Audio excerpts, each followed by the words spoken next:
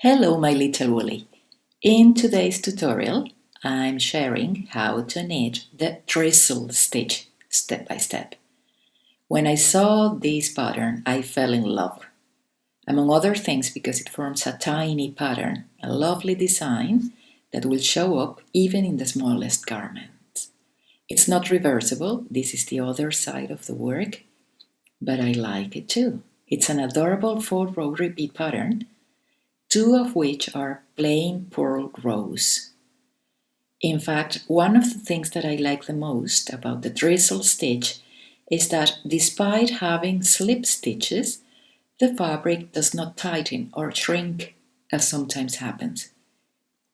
Maybe because the alternating purl rows make the fabric rest and relax, let's say, and it doesn't curl. However, I prefer to add edges, especially when knitting a scarf, blanket, or cowl.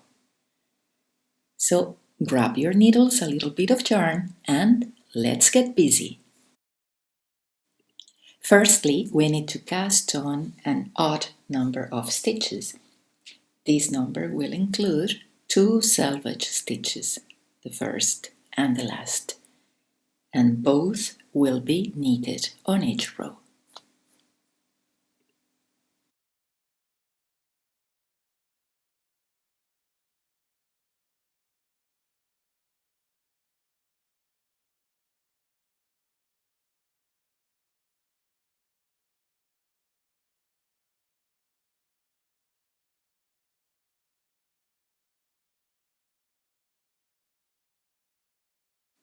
First row, right side of the work. We start with knit 1, and now comes the repeat, what you will find between asterisks on the written instructions. Remember, you can find this pattern on my website, sewwoolly.net. There is a link for you below this video on the description box. So, the repeat is purl 1,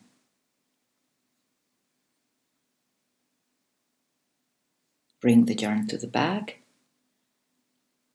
slip 1 stitch as if to purl, and bring the yarn to the front. Super easy. That's it. Let's do it again. Purl 1,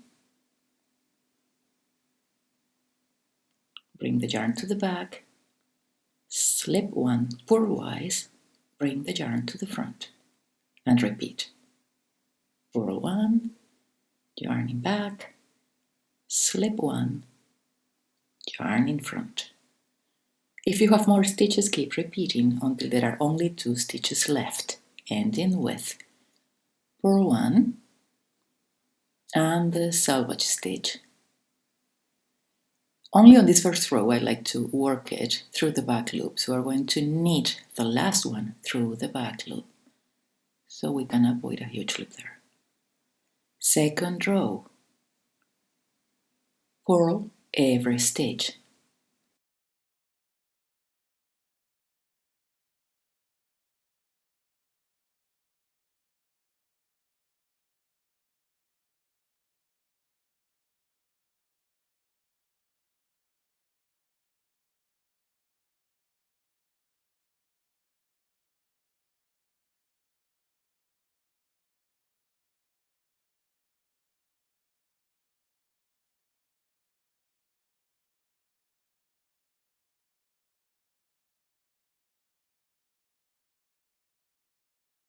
Third row, we start with knit 1,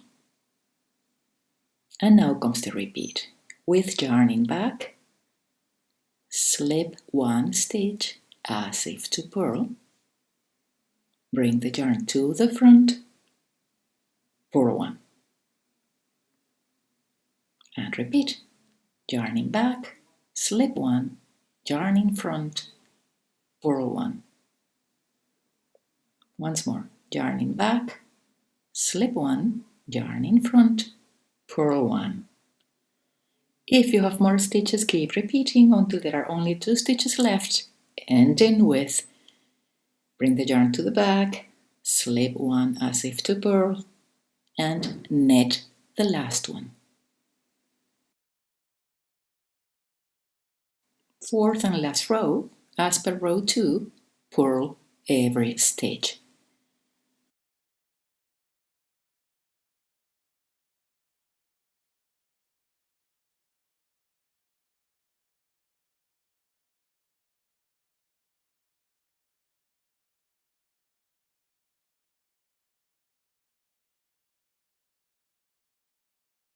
So that's it. These 4 rows create the pattern. Now let's see how to do it if you knit Continental style. First row, right side of the work.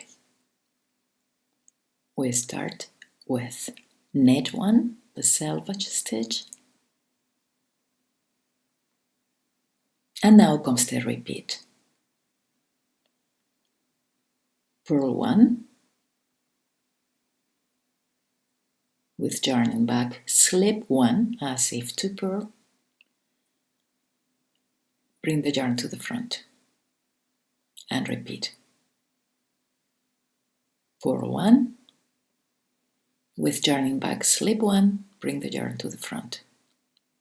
Purl 1, with yarn back, slip 1, bring the yarn to the front, and repeat until there are only 2 stitches left, ending with purl 1, knit 1. Second row, purl every stitch.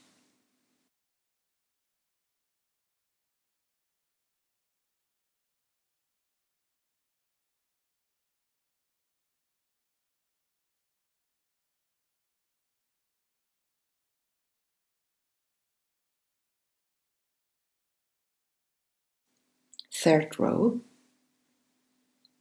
we start with knit 1, with yarn back, slip 1 as if to purl, bring the yarn to the front and purl 1, and repeat.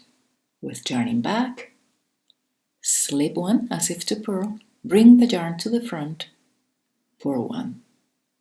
Yarn back, slip 1, yarn in front, purl 1.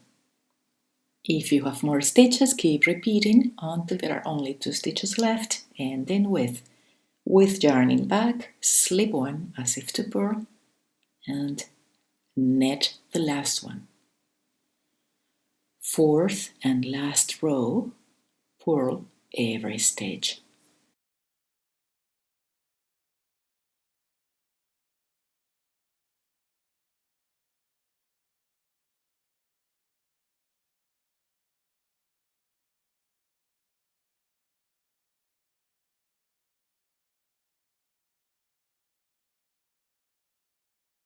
So this is it. These 4 rows create the pattern. Repeat them until the desired length is reached. When finished, bind off purlwise after a row 3, facing the wrong side of the work. And that's everything for today, my little Willy. I hope you enjoyed this tutorial. Thank you for watching. Don't forget to subscribe to the channel, and happy knitting!